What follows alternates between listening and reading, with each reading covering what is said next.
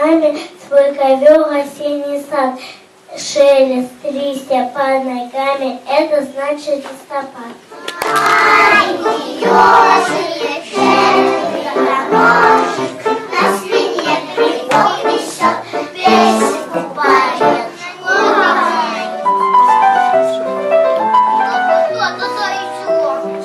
С пустой корзинкой к вам в гости пришла, а с разными фруктами и овощами. И сейчас я предлагаю поиграть в такую игру. Что ты съел? Скажи мне.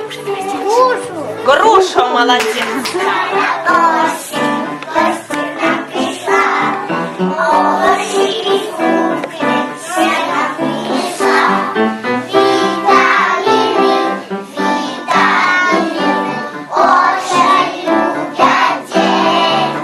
Сказку для вас приготовила дети.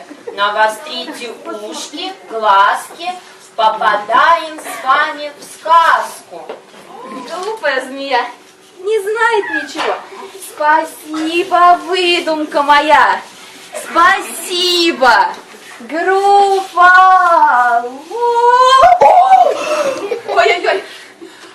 А как этот страшный зверь сумел сюда попасть? Мама, это Груффало!